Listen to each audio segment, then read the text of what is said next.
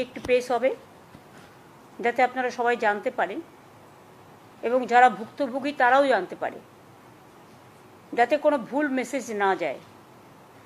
সেই জন্য মনে রাখবেন, আমরা যারাই সরকার চালাই বা যেখানেই থাকি না কেন, আমাদের প্রত্যেককেই একটা আইন মেনে চলতে হয়, সংবিধান মেনে চলতে হয়। এবং আইন মেনে চলার ক্ষেত্রে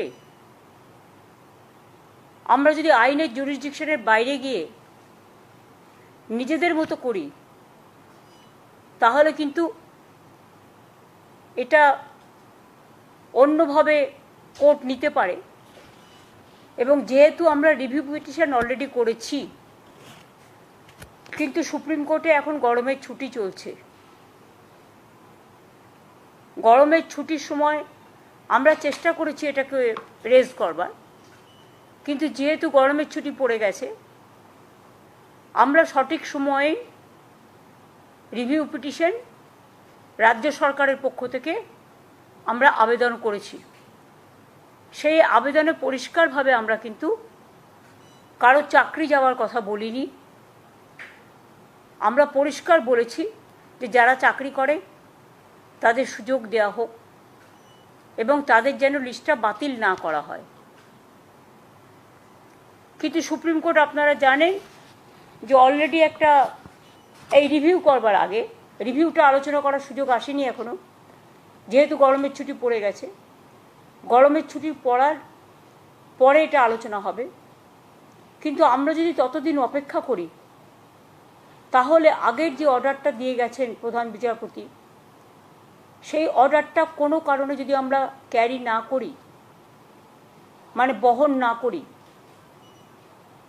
তাহলে যদি কখনো বলে দেয় যে তোমাদের তো অর্ডার দিয়েছিলাম, তোমরা সেটা মানোনি, সুতরাং সবটাই বাতিল, এটা আমরা চাই না। যে সুপ্রিম কোর্টের নির্দেশ অনুযায়ী আমরা আমাদের সবটাই রেডি করে রাখব। যদি রিভিউয়ে বলে আপনাদের পরীক্ষা দিতে হবে না, আপনাদেরটা অ্যাকসেপ্টেড করা হলো, লিস্ট বাতিল করা হলো না, তাহলে আমরা নিশ্চয়ই সুপ্রিম কোর্টের কথা শুনব, তখন এটা আসবে না। কিন্তু আমরা একটা হাতে টাইম নিয়ে করেছি এই কারণে যে যাতে রিভিউ পিটিশনও চলবে আর আমাদের প্রসেসটাও 31শে মের মধ্যে করতে বলেছে, নোটিফিকেশান করতে বলা হয়েছে। কিন্তু সুপ্রিম কোর্ট খুলবে সম্ভবত জুন মাসের 2nd বা 3rd উইকে, আমি এক্স্যাক্টলি ডেটটা জানি না।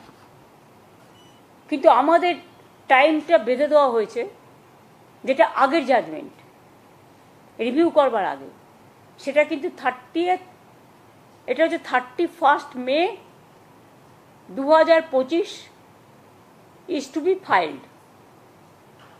ওনারা পরিষ্কার বলেছেন, since the panel has been cancelled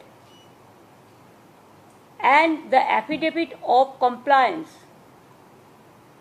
of issue of advertisement by 31st May 2025 is to be filed,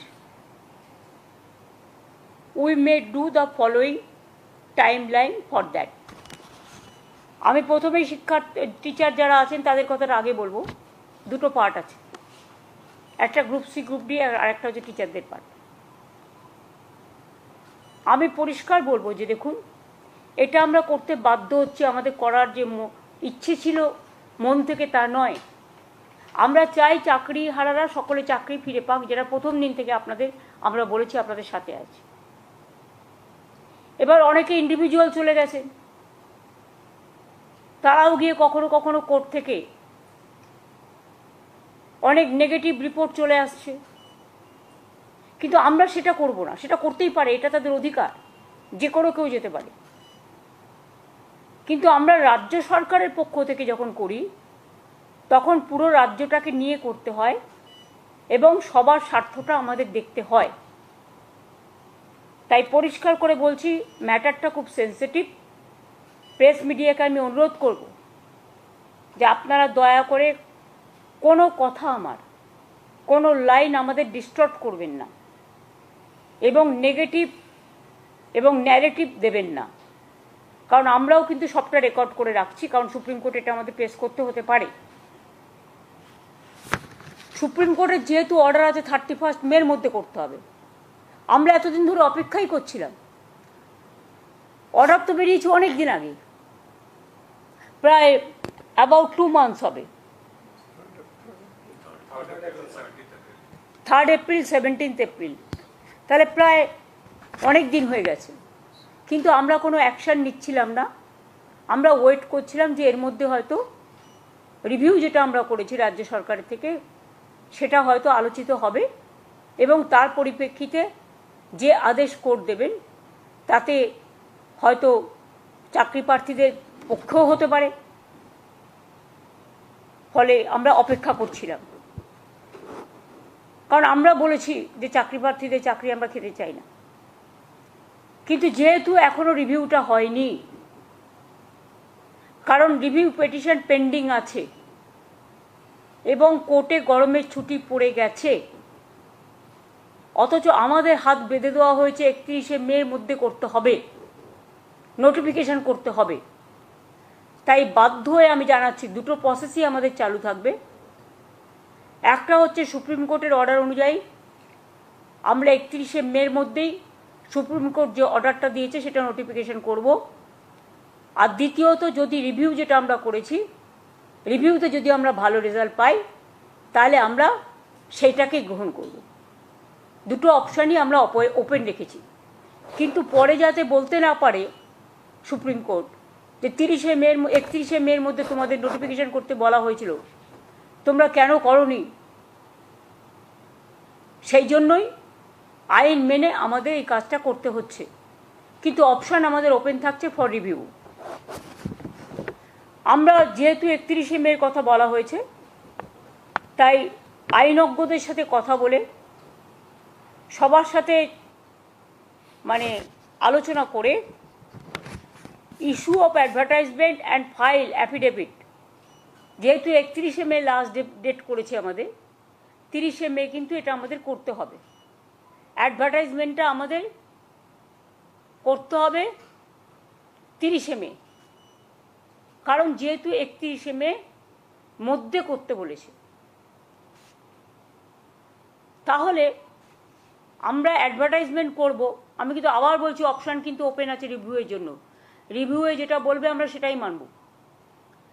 এখন যেহেতু হাতে কোনো উপায় নেই বলে আমরা এটা করছি, যেহেতু সময় টাইম ইজ রানিং আউট। তাহলে issue of advertisement and file affidavit 30শে মের মধ্যে আমাদের করতে হচ্ছে যতক্ষণ রিভিউ না হচ্ছে। কমেন্সমেন্ট অফ অনলাইন অ্যাপ্লিকেশন, এটা টাইম দেওয়া হয়েছে 16ই জুন পর্যন্ত। যারা অনলাইনে অ্যাপ্লিকেশন করতে পারবেন 16ই জুন পর্যন্ত। Last date of online application 14ই জুলাই করা হয়েছে, হাতে সময় রাখা হয়েছে যাতে রিভিউ হতে যদি টাইমটা বেশি লাগে, সেই জন্য আমরা ইচ্ছা করেই 2 মাস হাতে টাইম রেখেছি। পাবলিকেশন অফ প্যানেল আমরা 15ই নভেম্বর করেছি, কারণ আমাদের ডিসেম্বরের মধ্যে করতে বলেছে। আর কাউন্সেলিং যেটা কমেন্সমেন্ট হবে সেটা 20শে নভেম্বর। আমরা চাইছি নভেম্বরের মধ্যেই, যদি রিভিউতে কিছু বিচার না হয় তাহলে আমরা নভেম্বরের মধ্যেই কাউন্সেলিং করে টোটালটা করে দেব। এখানে যা হয় সিস্টেম অনুযায়ী, যেহেতু কোর্ট বলে দিয়েছে, আমরা কিন্তু বলছি না, এটা কোর্টের order. Written test, scrutiny, challenge, result publication, interview etcetera shall be completed in the meantime. সব প্রসেসই আমরা করে নেব যদি রিভিউতে কিছু আমরা বিচার না পাই। অ্যাডভার্টাইজমেন্ট যেটা করা হবে, advertisement may be made for the 24,203 such posts which have been deemed to be vacant 24,203, যেটা হাইকোর্টের অর্ডার অনুযায়ী ডিম টু বি ভ্যাকেন্ট হয়ে আছে। যদিও তারা কাজ করছেন, তারা কাজ করে যান, তারা ডিসেম্বর পর্যন্ত মাইনে তো কনফার্ম করেছেও সুপ্রিম কোর্ট, আমরা তো অ্যাপিল করেছিলাম। সুতরাং তারা বেশি চিন্তা না করে তারা তাদের কাজ করে যান, আর আমাদের কাজও আমরা করে যাব। অ্যাডিশনাল তাছাড়াও এই 24,203 জন টিচার যেটা ভ্যাকেন্ট আছে সেটা সব মিলিয়ে তাছাড়াও আরও অ্যাডিশনাল আমরা কিছু ভ্যাকেন্সিস ক্রিয়েট করেছি, কারণ আমাদের অনেক খালি পোস্ট আছে, আমি আপনাদের আগেই বলেছি। 11,517 ভ্যাকেন্সিস ফর 9 and 10, এটা অ্যাডিশনাল, এবং 6,912 ফর 11 and 12 টিচারদের জন্য এক্সট্রা পোস্টও করা হচ্ছে। আর 571 জনের জন্য গ্রুপ সি এবং 1000 গ্রুপ ডির জন্যও করা হচ্ছে। তাহলে total vacancies propose to B filled up 44,203। মোট ভ্যাকেন্সিস 44,203। ক্লাস 9-10 চাকরিহারাদের নিয়ে 23,212, ক্লাস 11-12 চাকরিহারাদের নিয়ে 12,514, গ্রুপ সি 2,989, গ্রুপ ডি 5,488। এটা রাখা হয়েছে। যারা চাকরি করে এসছেন অথচ বয়স পেরিয়ে গেছে, এরকম তো অনেক কেস আছে। ধরুন ওদের একটা এজ লিমিট আছে, যারা অ্যাপ্লিকেশন করবেন এই চাকরির জন্য, চাকরিহারাদের চাকরি পাওয়ার ক্ষেত্রে, সেখানে তাদের একটা এজ রিল্যাক্সেশন করা হবে, অর্থাৎ তারা যেন প্রত্যেকেই পরীক্ষায় বসতে পারে, বয়সের জন্য সেটা আটকাবে না। তাছাড়াও আমরা আর একটা অ্যাডভান্টেজ দেবো, সেটা ডিটেলস এখনও তৈরি হয়নি। যারা কাজ করেছেন এতদিন তাদের একটা এক্সপিরিয়েন্স অ্যাডভান্টেজও আমরা দেব, যাতে তারা তাদের কর্মস্থানে থেকে যেতে পারে। আর গ্রুপ সি গ্রুপ ডিটা আমি আজকেই বলছি না, যেটা অ্যাডিশনাল পোস্টটা বলে দিলাম, কিন্তু যাদেরটা টাকা ফেরত দেওয়ার কথা বলা হয়েছে এবং যাদের বাতিল করা হয়েছে, তাছাড়াও অনেক টিচাররা আছে যারা বাতিল হয়ে গেছেন, যাদের বলা হয়েছে তোমরা এই পরীক্ষায় বসতে পারবে না, তারা অন্য ডিপার্টমেন্টে জয়েন করতেই পারে, কোর্ট সেটাও বলে দিয়েছে। সুতরাং আমরা এডুকেশন ডিপার্টমেন্টে যেমন আমাদের লোক প্রয়োজন, কারণ ঘন্টা বাজানোর লোকও নেই, রুম পরিষ্কার করার লোকও নেই, তালা বন্ধ করার লোকও নেই এই ঘটনার ফলে, সেই রকম যেমন আমরা অ্যাডিশনাল গ্রুপ সিডি নিচ্ছি, সাথে সাথে যারা এডুকেশন ডিপার্টমেন্টে কাজ করছেন অথচ তাদের সবারটা বাতিল হয়ে গেছে, ম্যাক্সিমামটা বাতিল হয়েছে, গ্রুপ সি গ্রুপ ডি সবটাই, হ্যাঁ, তাহলে ওরা এডুকেশন ডিপার্টমেন্টেও অ্যাপ্লাই করতে পারে। ওরা তাছাড়াও আমরা আরও 3-4টে ডিপার্টমেন্ট অপশান দেবো, কিন্তু সেটা আমরা আলাদা করে নোটিফাই করব, কারণ যেহেতু ওটার সাথে এটার সম্পর্ক নেই। আর আমরা যেহেতু চাই না কারো চাকরি চলে যাক, কেউ ব্যাংক লোন নিয়েছে, কেউ গাড়ির লোন নিয়েছে, কেউ বাড়ির লোন নিয়েছে, কারো বৃদ্ধ বাবা মা আছে, কারো ছেলেমেয়েরা আছে, তাই মানবিকতার স্বার্থে তারা নিশ্চয়ই অ্যাপ্লাই করতে পারে, এডুকেশন ডিপার্টমেন্টেও করতে পারে, এবং তাছাড়া আরও 3-4টে ডিপার্টমেন্ট আমরা দিয়ে দেবো, যাতে যেটা তারা প্রয়োজন মনে করবে সেই নোটিফিকেশানটা আমরা 3-4 দিন পরে করে দেবো। গ্রুপ সি গ্রুপ ডির ক্ষেত্রে আগে টিচারদের নোটিফিকেশানটা হবে 30শে মে, যেহেতু 31শে মে লাস্ট ডেট। আর গ্রুপ সি গ্রুপ ডি যেটা বাতিল করে দিয়েছে যে লিস্ট, তাদের জন্য আমরা অন্য ব্যবস্থা করব, অল্টারনেটিভ দেখব, রিভিউয়ে যদি কিছু হয় বেটার, না হলে আরও যত ডিপার্টমেন্ট আছে সুপ্রিম কোর্ট বলেছে যে আপনারা পোস্ট ক্রিয়েট করে তাদের নিতে পারেন। সুতরাং আমরা 3-4টে ডিপার্টমেন্টকে বেছে নেব, সেটা কথাবার্তা চলছে, আইনজীবীদের পরামর্শও নেওয়া হচ্ছে, এবং সেটা আমরা 31শে মে টিচারদেরটা করার পরে অ্যাফিডেভিট আমরা 3-4 দিন পরে গ্রুপ সি ডিটটা আলাদা করে করব, মানে যাদের চাকরি চলে গেছে। আর বাদবাকিটা আমার মনে হয় রিভিউয়ের জন্য আমাদের অপেক্ষা করা উচিত। এখনই একথা বলা উচিত না আমরা পরীক্ষা দেব না, দিচ্ছি না, দিতে পারবো না, তাহলে তো চাকরিটাই থাকবে না। এটা তো আমাদের অর্ডার নয়, এটা সরকারের অর্ডার নয়, এটা আমাদের কিছু উদ্দেশ্য প্রণোদিতভাবে কিছু স্বার্থপর মানুষ গভর্নমেন্ট কোর্টে গিয়ে এটা ক্যান্সেল করেনি লিস্ট, তারা লিস্টটা বাতিল করেছেন তাদের নিজেদের স্বার্থে। আজকে তারা আবার বন্ধু হয়ে ঢোকবার চেষ্টা করছে। আমি শিক্ষার্থীদের বলবো, শিক্ষক শিক্ষিকা গ্রুপ সিডি যারা আছেন আমার কাছে সবাই সমান। সুপ্রিম কোর্টের আদেশ অনুযায়ী আপনারা প্লিজ অপশান 2টাকেও কাজে লাগান, অপশান 1টাকেও কাজে লাগান। অপশান 1 যদি হাত থেকে বেরিয়ে যায়, তারপরে যদি অপশান 2 রিভিউ করেও আমরা যদি বিচার না পাই, তাহলে কিন্তু আপনাদের আর সুযোগ থাকবে না চাকরিটা ফিরে পাওয়ার। আমরা চাই আপনারা চাকরি ফিরে পান। অপশান 1টাও হাতে রাখুন, যথাসময়ে অ্যাপ্লিকেশনটা ফেলে রাখুন, পরীক্ষায় ডাকলে যাবেন। আর আমি আশা করি তার মধ্যে গরমের ছুটি, আমি জানি না কবে খুলবে কোর্ট, দোসরা হাইকোর্ট সুপ্রিম কোর্টে কবে খুলবে আমি জানি না ঠিক। সুপ্রিম কোর্টে গরমের ছুটিটা শেষ হওয়ার পরেই আমরা রিভিউ পিটিশনটা নিয়ে আবার রেজ করব, এবং তার জন্য অনেকটা টাইমও রাখা হয়েছে যাতে আমরা একটা সুযোগ নিতে পারি। চেষ্টা করবো অন্তত কথা বলার। আমাদের আইনজীবীরা তারা সাধ্যমতো লড়বেন, কিন্তু বিচার তো আমার হাতে নেই, বিচারের দায়িত্ব বিচারপতিদের হাতে। সুতরাং আমরা মানবিকভাবে তুলে ধরব যাতে তাদের লিস্টটা বাতিল করা না হয় এবং তারা যেন চাকরিতে সুযোগ পায়। যেটা করে যাচ্ছে সেটা থেকে যেন বিরত না হয়।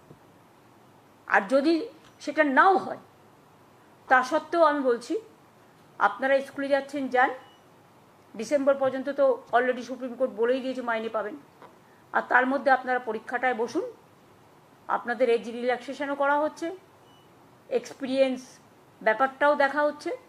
সুতরাং আমি আশা করি আপনারা যথাযথ জায়গায় ফিরে আসার জন্য মর্যাদা সহকারে সসম্মানে নিজেদেরটা রক্ষা করুন। নিশ্চয়ই সুযোগ আসবে, সুযোগটার সদ্ব্যবহার করুন। আমার এইটুকু অনুরোধ থাকলো। এটা আমি বাধ্য হয়ে করলাম, কারণ কোর্টের অর্ডার আমি যদি না মানি তাহলে 26,000 টিচারদের যাদের কেস কোর্টে পড়ে আছে, বাতিল করে দিয়েছে যে লিস্ট, তাতে তারা বিপদে যাতে না পড়েন সেই জন্যই আমাদের অপশান 1 অপশান 2 রাখতে হয়েছে। অপশান 1 এটা কোর্টের ভার্ডিক্ট অনুযায়ী, অপশান 2 আমরা আবার রিভিউ করেছি। আমরা চেষ্টা করব যাতে ওদের না বসতে হয়, যাতে ওদের করতে না হয় সেটা। কিন্তু আমাদের কথাই তো শেষ কথা নয়, আমরা হয়তো একটা চাইছি, ওরা না চাইতেও পারেন। সেক্ষেত্রে আমরা আমাদের সাধ্যমতো চেষ্টা করে যাব। আর তাতেও যদি না হয় অপশান 1-এ যান। ভয় পাচ্ছেন কেন? চাকরি তো করছেন, করে যান না। বাদবাকি তো সব কিছু আমার পক্ষে বলা সম্ভব নয়, আমাকে আইন মেনেই করতে হবে। কারো 40 বছর পেরিয়ে গেছে, 40 বছর পর্যন্ত চাকরির বয়স, কারো 35 বছর পর্যন্ত চাকরির বয়স। সুতরাং they will get the opportunity. 40 পর্যন্ত মনে হয় এজ আছে, হ্যাঁ 40 পর্যন্ত। যাদের ইভেন 40 পেরিয়েও গেছে তাদেরটাও এজ রিল্যাক্সেশন করা হবে। এটা সুপ্রিম কোর্টের জাজমেন্টেই এক জায়গায় আছে। প্লাস এতদিন কাজ করেছেন, জীবনের যে অভিজ্ঞতা, সেটাও আপনার একটা প্লাস পয়েন্ট থাকবে। এইটুকু আমার বলার ছিল। আমি আপনাদের আবেদন করব যে এইটা নিয়ে প্লিজ দয়া করে কেউ টিআরপি রেট বাড়াবার জন্য আমার মুখের কথা ডিস্টর্ব করবেন না। কারণ এটা কিন্তু আমাদের কোর্টকেও প্লেস করতে হবে যে আমরা নোটিফিকেশান করবার আগে প্রেস মিডিয়াকে কনফিডেন্সে নিয়ে এই কথাগুলো বলেছি, এবং তারপরেই আমরা কিন্তু নোটিফিকেশানটা করব। আপনাদের আগে জানালাম, তারপরে আমরা করব। আজকে দেখুন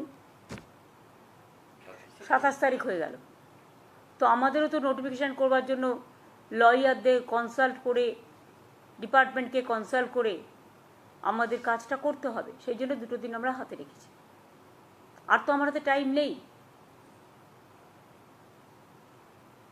কিন্তু রিভিউ পিটিশনটা আমরা স্ট্রংলি লড়বো, এটা আপনাদের আমি বলতে পারি। এটাই আজকে বলার ছিল, যাতে সবাই জানতে পারে। সেই জন্যই আমি ফেস টাইমে আগে থেকে বলে দিয়েছিলাম যে আপনারা লক্ষ্য রাখুন, যাতে কারো কথা শুনে কাকে কান নিয়ে পালিয়েছে বলে আমরা না দৌড়াই। নিজে কানে শুনে নিজস্বভাবে চাকরিটাকে বজায় রাখার জন্য যা যা করার করুন। আমরা আপনাদের সাথে ছিলাম, আছি, থাকব।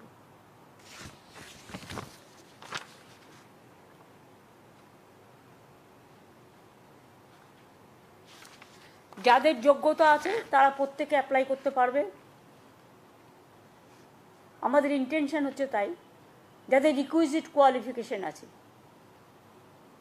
ফর সেট পোস্ট, যে পোস্ট মানে অ্যাডভার্টাইজ করা হবে, age relaxation will be given to the candidates in terms of the order of the Honorable Supreme Court. The new recruitment rules is ready, both for teaching and non-teaching post. An advertisement have been drafted and have been examined by the law department and legal team. সেটা আমরা আরেকটু যাচাই করে নেওয়ার জন্য 2 দিন হাতে time নিচ্ছি।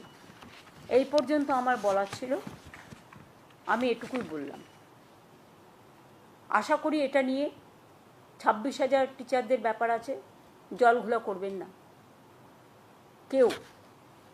টিচারদের আমি ত্রিপুরাতেও দেখেছি 10,000 টিচার ছাঁটাই হয়ে যাওয়ার পরে প্রতিশ্রুতি দেওয়া সত্ত্বেও বর্তমান সরকার সেখানে যারা আছেন করেন তো নি, উপরন্তু লাঠি মেরেছেন, মাথা ফাটিয়ে দিয়েছেন সবাইকে। ইউপিতেও 69,000 টিচারের চাকরি চলে গেছে, এমনকি আরও অনেক রাজ্যে প্যানেল ক্যান্সেল হয়ে গেছে। আপনারা মধ্যপ্রদেশে দেখেছেন ভ্যাপাম কেস নিয়ে কি হয়েছে, কতজন মারা গেছে, আজ পর্যন্ত মানুষ বিচার পায়নি। কিন্তু আমরা বিচারের বাণী যাতে নীরবে নিভৃতে না কাঁদে, কবিগুরু রবীন্দ্রনাথ ঠাকুরের কোটেশন অনুযায়ী আমরা চাই বিচারের সাথে, মর্যাদার সাথে, সসম্মানের সাথে আপনারা কাজটা করুন, যাতে সমাজ উপকৃত হতে পারে। ধন্যবাদ।